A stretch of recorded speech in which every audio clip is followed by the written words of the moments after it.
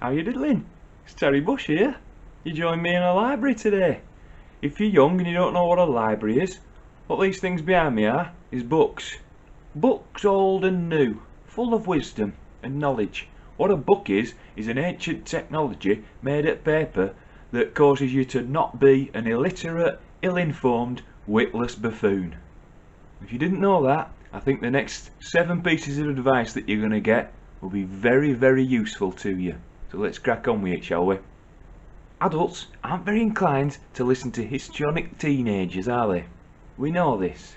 The people that run the world are generally men and generally middle-aged. They're not going to listen to anyone that reminds them of a passive-aggressive teenager like their estranged daughter. Now, this Grindle Thunderbird, Greta Thunderl, Grindle Thunders, Thunderbash, Grindle, Grindle, let's just call her Grindle Thunderbird for now, okay? Now, she might be talking absolute sense, but what's happened is she's come across like a histrionic little teenager, hasn't she? And the people that run the world are going to start to go, that reminds me a lot of my passive-aggressive, estranged teenage daughter, Linda. Not going to listen. So, Gretel Thunderbird. And somebody says to me the other day, you know, he said, you can't have a go at Gretel Thunderbirds. She's on artistic spectrum. So what? I'm on artistic spectrum and all. Look at this. I drew this the other day. Can you see that? That's a picture of a TV, but inside it's an aquarium. Mad, isn't it? You can just think stuff and write it down, or think stuff and draw it. Mad stuff, zany stuff. I'm on the artistic spectrum and all, ain't I? I can take a joke. Piece of advice number 2.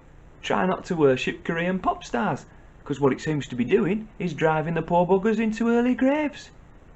You can't go a week now without hearing that a Korean pop star topped her sen or topped his sen. And what's that? I've had cats that have lived longer than most of them bloody Korean pop stars. Poor little sods. So aye. The blind adoration obviously isn't working out for them, is it? It seems to become one of the most dangerous jobs in the world. It used to be things like oil rigs and firefighters, American wrestlers, adult film stars. Now it's a bloody Korean pop star. So, think about it and be careful. Temper your expectations. Piece of advice number 3.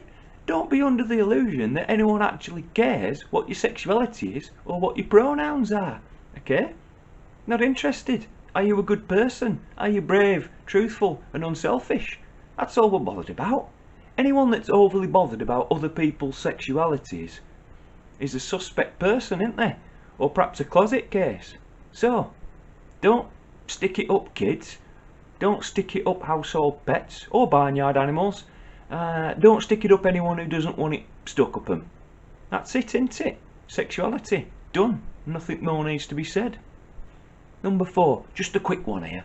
Don't use the word literally when you mean figuratively. Okay? Because what they essentially are is the opposite to each other.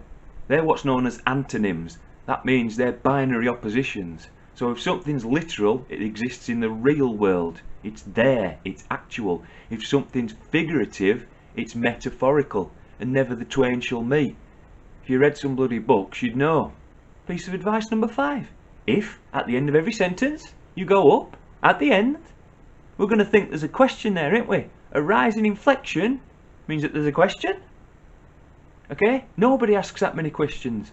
You're young and you're selfish. You're not that bloody interested in other people. So don't do this at the end of every sentence, because you're not an American, you're not an Australian, and you're not self-aware enough to ask that many questions.